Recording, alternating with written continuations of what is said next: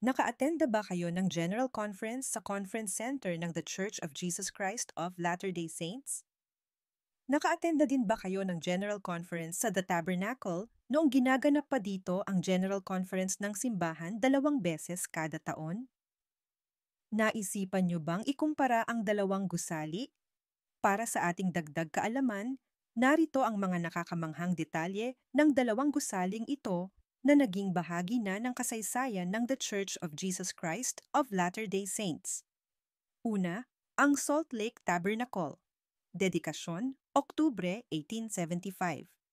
Mga panlabas na materyales, mga haligi ng sandstone na sumusuporta sa bubong na gawa sa kahoy. Sukat ng sahig, mga 30.7,000 square feet. Kapasidad ng upuan, 6,500 sa pangunahing auditorium. Bubungan. Ang mga trusses o suporta ng bubong ay 10 talampakan ang kapal at pinagsama-sama ng mga kahoy na peg at rawhide.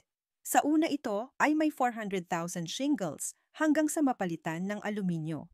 Karagdagang impormasyon. Ang acoustics ay napaka-perpekto. Ang isang nahulog na aspili sa podium ay maririnig sa kabilang dulo ng tabernakulo. Ang Tabernacle Choir ay gumanap ng libu-libong beses sa panahon ng pagre-record dito ng mahigit sa 75 na taon ng pagsasahimpapawid mula sa lokasyon na ito. Ito naman ang Conference Center. Dedikasyon, Oktubre 2000, mga panlabas na materyales. 1.5 ang kapal na mga panel ng quartz granite at ashlar granite. Parehong mga uri ng bato mula sa Little Cottonwood Canyon.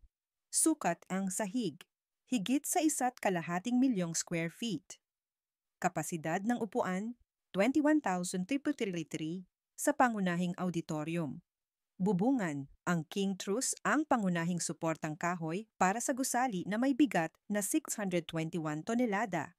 Sa tuktok nito ay 4 na ektarya ng naka-landscape na bubong na may mga bukal, talon, puno, halaman-aner, bulaklak, at 3 hektarya na kaparangan o meadow at kumpleto sa mga sistema ng patubig o irigasyon.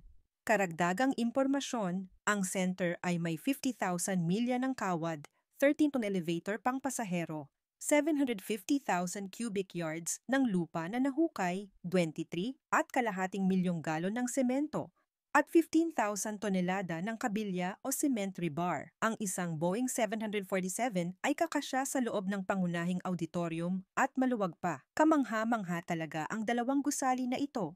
At kung hindi pa kayo nakakabisita sa mga lugar na ito, sana ay magkaroon kayo ng pagkakataon at kakayahan na makabisita sa mga lugar na ito at hindi kayo magsisisi sa pagpunta.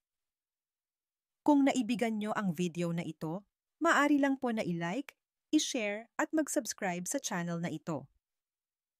Maaari din po na i-click yung notification button para malaman ninyo kapag may bago tayong video na naipost. Maraming salamat po.